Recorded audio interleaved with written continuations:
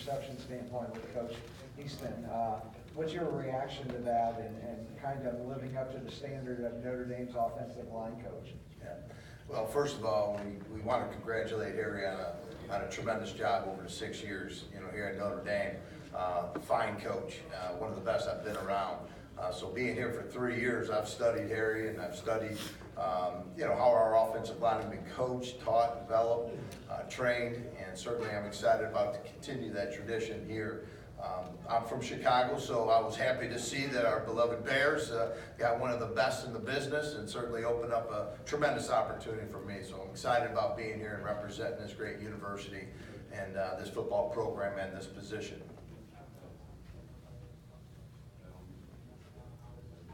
Coach, mentioning that you've been, around Harry for 3 years, what are the biggest things that obviously you coached offensive line for a long time, but what are the biggest things that you took away from his style or his philosophy, the way that he did things?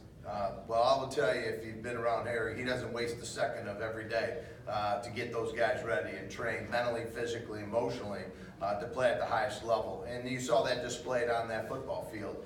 Not just, a week, not occasionally, but each and every single week. And then to be recognized by the group that gave the unit the Joe Moore Award was certainly one of the great honors. And being a part of that was certainly something that I hold very dear. But that standard that he set was more of an attacking mentality every single day, and that's the way I want to coach. That's the way I've always coached, and certainly the guys will feel good about how I'll go in that room every day, and then how we take it to the field and how it's displayed on Saturdays, each and every Saturday in the fall. As far as recruiting coming in, with a very short amount of time till signing day, keeping Luke Jones and then signing Jared Patterson today, what was that scramble like for you, and what was kind of your philosophy, I guess, towards recruiting in that situation? Well, first of all, it was about 2 weeks when Harry made the announcement, and the position was open. So there was a lot of uncertainty for the recruits, and there was a number of them out there that I knew we needed to hang on to and certainly swing our way.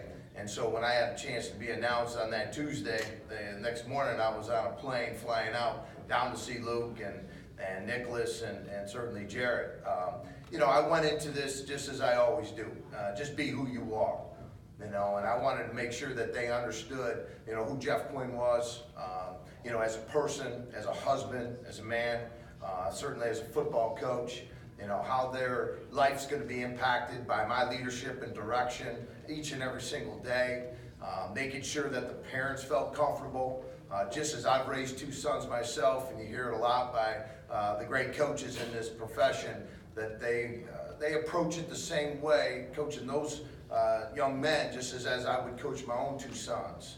And making sure that we do things the right way, we make the right choices, that we make a decision to set that standard each and every single day. Then I made that clear to them.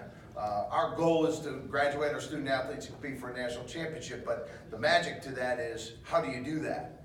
And I kept saying, because it's about people, the right kind of people.